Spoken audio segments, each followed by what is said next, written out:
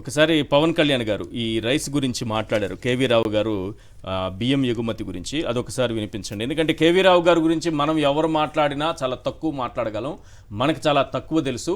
ఆయన గురించి బాగా తెలిసిన వ్యక్తి ఒక పవన్ కళ్యాణ్ గారు మాత్రమే, మన డిప్యూటీ సీఎం గారు. వారు మాట్లాడింది ఒకసారి ప్లే చేయరా ప్లీజ్. ఈ కాకినాడ సీపోర్ట్ అనేది ముఖ్యంగా నాకు ఈ మెలోడీ వెంకటేశ్వరరావు అంటారు, ఒక చిన్నపాటి థియేటర్ యజమాని. వైజాగ్లో మెలోడీ థియేటర్ యజమాని ఇతను. నాకు ఇతను సినిమాల్లో యాక్ట్ చేసేటప్పుడు ఒకటి రెండు సందర్భాల్లో కలుసుకున్నాను. నాకు ఆశ్చర్యం కలిగించేది, వీళ్ళందరి సంపద సడన్గా కొన్ని వేల కోట్లు ఉన్నాయి ఈయన దగ్గర. కాలిఫోర్నియాలో ఎక్కడో ద్రాక్ష తోటలు వైన్ యార్డ్స్ కొనేసాడు, ప్రత్యేక విమానాలు ఉంటాయంటే నాకు చాలా ఆశ్చర్యం కలుగుద్ది. మనం అందరం ఒక 10 రూపాయలు సంపాదించడానికి ఇంత కష్టపడతాం, ట్యాక్సులు కడతాం. ఒక 10,000 సంపాదించడానికి నానా నరకయాతలు అనుభవిస్తాం, దెబ్బలు తింటాం. మరి వీళ్ళు ఏం చేశారని చెప్పి, వీళ్ళు ఇట్లా ఏ సంపద సృష్టించారని చెప్పి, ఏం ట్యాక్సులు కట్టారని చెప్పి ఒక చిన్నపాటి థియేటర్ యజమాని ఈ రోజున ఒక సీపోర్ట్ ఓనర్ అయిపోయాడు. అమెరికన్ జాతీయుడు అతను, అమెరికా సిటిజన్షిప్ తీసుకున్న వ్యక్తి. అడ్డగోలుగా దోచేసి 5, 6, 7 బెర్తులకి పర్మిషన్స్ లేకుండా కట్టేసి ట్యాక్సులు కట్టరు. వాటికి అమెరికా సిటిజన్షిప్ తీసుకున్నారని పవన్ కళ్యాణ్ అంటారు. మా రామోజీ తాతగారి ఆత్మేమో ఆయన అమెరికాలో తలదాచుకున్నారు కొద్ది రోజులు, జగన్ భయపడని రాస్తారు. ఎంత తేడా చూడండి. తాతగారి ఆత్మ ఇప్పటికీ అబద్ధాలతోనే ఆ ఆత్మ జీవిస్తూ మిగతా ఆత్మల్ని కూడా కలుషితం చేస్తోంది అక్కడ. ఆయన రాసిన దాంట్లో క్లియర్గా రాసుకొచ్చారు, అలా తలదాచుకున్నారు కొద్ది రోజులు అమెరికాకి వెళ్ళని.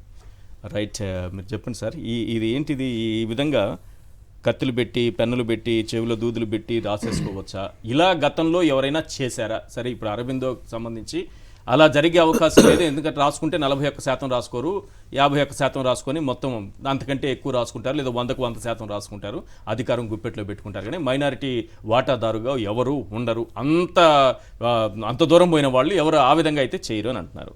గతంలో ఏమన్నా ఇలాంటి ఈ కత్తులు పెట్టి రాసుకున్న వాళ్ళు ఎవరైనా ఉన్నారా? ఈశ్వర్ గారు, ముందుగా మీకు ప్యానెల్లో ఉన్న అందరికీ, అట్లానే సాక్షి టీవీ ప్రేక్షకులకు నమస్కారాలు. అధికారంలోకి వచ్చి 6 నెలలు అయితే 6 నెలల్లో రోజు డైవర్షన్ పాలిటిక్స్లో భాగంగా ఒక్కొక్క నెల ఒక్కొక్క అంశం, ఓ 10 రోజులు ఒక అంశం, మళ్ళీ ఇంకో 10 రోజుల అంశం.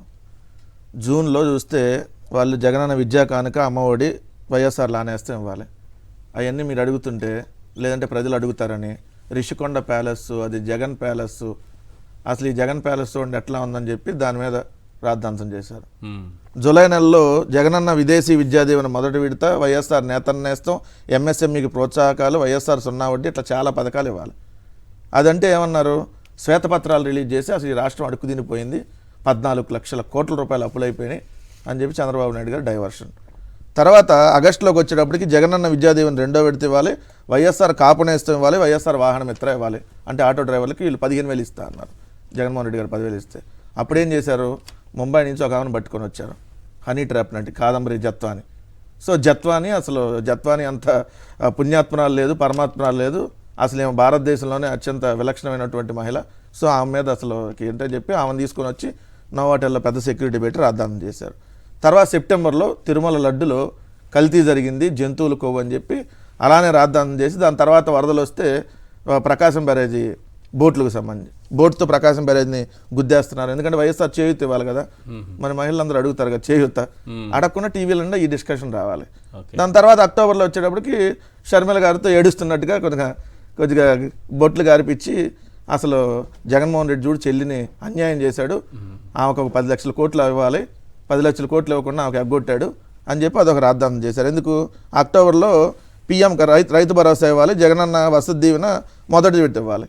సో అందుకని అది ఇవ్వకుండా డైవర్ట్, కన్యల్లో రైతు భరోసా కొట్టుకుపోయింది. నవంబర్ వచ్చేటప్పటికి వైఎస్ఆర్ 0 వడ్డీ పంట రుణాలు ఇవ్వాలి, వైఎస్ఆర్ కళ్యాణమస్తు, షాదీ తోఫా 3వ త్రైమాసికం ఇవ్వాలి, జగనన్న విద్యా దీవెన 3వ విడత ఇవ్వాలి. అది కొట్టుకుపోయింది. ఎక్కడ, అదాని అమెరికా, జగన్ జైలుకి తీసుకెళ్లిపోతున్నారు, వచ్చేసారు రాత్రి అక్కడి నుంచి అమెరికా 70 ఏళ్ళని. ఇప్పుడు డిసెంబర్ వచ్చింది, రాగానే పోర్టు. అసలు దీన్ని కూడా ఎట్లా అంటే డేట్లు చూడండి సార్, నవంబరు 29వ తారీఖు పవన్ కళ్యాణ్ యాంకరేజ్ పోర్టుకి వెళ్ళాడు. యాంకరేజ్ పోర్టుకి వెళ్ళి ఇట్లా అనుకొని సెల్ఫీలు ఇట్లా దిగి సీజ్ ద షిప్ అన్నాడు. ఏది, నవంబర్ 29 చెప్పండి, ఎట్లా ఇట్లా అంటాడు సార్, అలా అంటాడు. అలా అని ఇట్లా సెల్ఫీలు దిగుతా తర్వాత సీజ్ ద షిప్ అన్నాడు ఇట్ట ఎవరో చెప్పాడు తెలియదు అలాగే పవన్ కళ్యాణ్ పవన్ కళ్యాణ్ మీరేమన్నా పవన్ కళ్యాణ్ ఫ్యాన్ అచ్చం ఆయన చేసినట్టు సినిమాలు బాగా చూస్తాం కదా సార్ హెయిర్ స్టైల్ ఇది నవంబర్ 29 సార్. నవంబర్ 29 అయిపోగానే 30వ తారీఖు గ్యాప్ ఇచ్చారు సార్.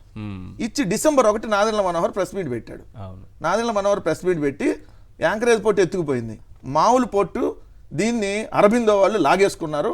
అసలు అరబిందోకి ఎత్త వస్తారన్నారు. ఏది డిసెంబర్ 1 వచ్చాడు. 2వ తారీఖు గ్యాప్ ఇచ్చారు సార్. మళ్ళీ ఎన్ని డిస్కషన్ నడవాలి కదా. 3వ తారీఖు క్యాబినెట్ మీటింగ్ జరిగింది. క్యాబినెట్ మీటింగ్లో చంద్రబాబు నాయుడు గారు స్వయంగా క్యాబినెట్ మీటింగ్లో ఏది అప్పటికి కేవీ రావు అనే అతను కంప్లైంట్ ఇవ్వలేదు సార్. మనం ఇక్కడ గమనించాల్సిన పాయింట్ కేవీ రావు అనే అతను వీళ్ళు చెప్పినా కంప్లైంట్ ఇచ్చాడు. చూడండి, కాకినాడ పోర్టు షెడ్యూల్ లాక్కోవడంపై సిఐడి విచారణ. ఇది డిసెంబర్ 3వ తారీఖు క్యాబినెట్లో చంద్రబాబు నాయుడు గారు మాట్లాడారు. మాట్లాడిన సాయంత్రం ఆయన మధ్యాహ్నం మాట్లాడారు క్యాబినెట్లో. సాయంత్రం వీడిని పంపించి సిఐడితో కంప్లైంట్ ఇప్పించారు. ఎవడన్నా ఆయన అయితే కంప్లైంట్ ఇస్తే తర్వాత వాళ్ళు సిఐడి వేయాలా ఇంకోటి ఎంక్వైరీ వేయాలని ఉంటుంది.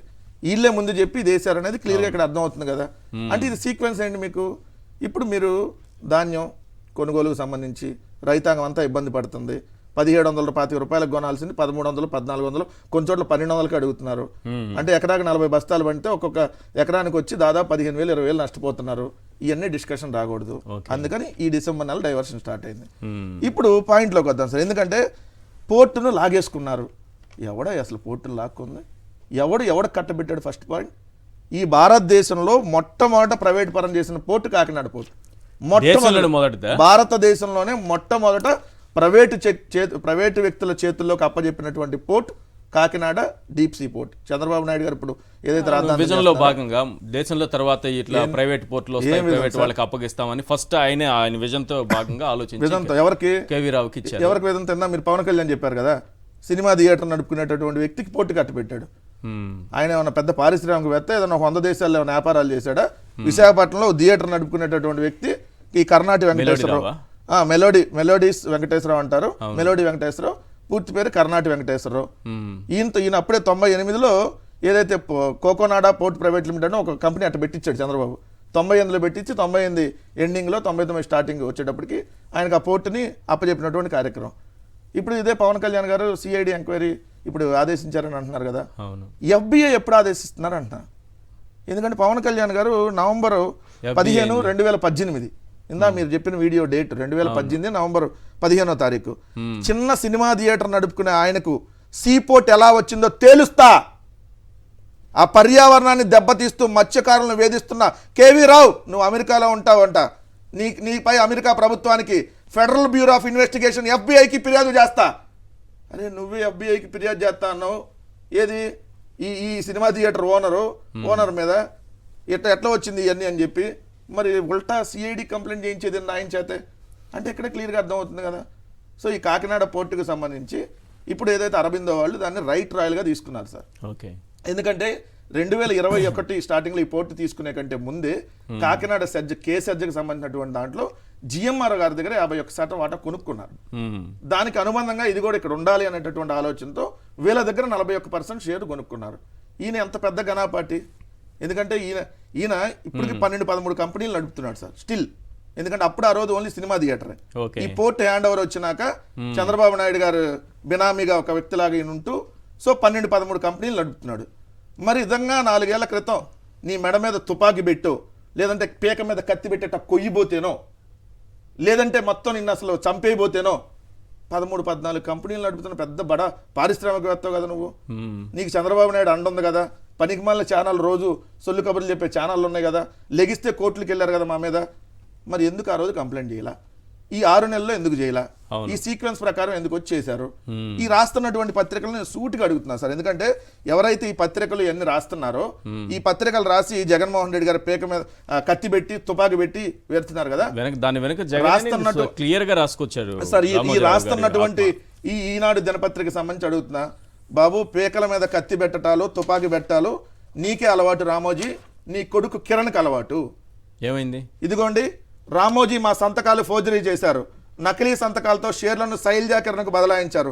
మార్గదర్శి సహ వ్యవస్థాపకుడు జేజే రెడ్డి కుమారుడు యూరి రెడ్డి. ఇది నీ మీద ఆల్రెడీ కంప్లైంట్ ఇస్తే FIR నమోదైంది. మీరు కోర్టుకు వెళ్ళారు దాన్ని కొట్టేయండి అని చెప్పి. మీరు తుపాకీతో బెదిరించారని చెప్పి ఎవరైతే జీజే రెడ్డి, గాదిరెడ్డి జగన్నాథ్ కాదు సార్. ఇప్పుడు అరబిందో పైన చేసినవన్నీ ఇక్కడే కనిపిస్తున్నాయి కదా సార్. గాదిరెడ్డి జగన్నాథ్ రెడ్డి కుమారుడు అయినటువంటి యూరి రెడ్డి 2016 సంవత్సరంలో 1,59,69,000 రూపాయలు అతనికి రావాలైతే 39,74,000 చెక్ ఇచ్చేసి అదేమని అడిగితే అసలు సంతకాలు కూడా వాళ్ళే ఫోర్జరీ చేసి శైలజాకరణ మీదకి బదిలీ చేశారు మొత్తం షేర్లు అని చెప్పి ఆయన ఇచ్చినటువంటి కంప్లైంట్ ఆధారంగా ఎఫ్ఐఆర్ కూడా నమోదైంది. ఏది మీరున్న మీ రామోజీ తాత ఉన్నటువంటి హైదరాబాద్లోనే.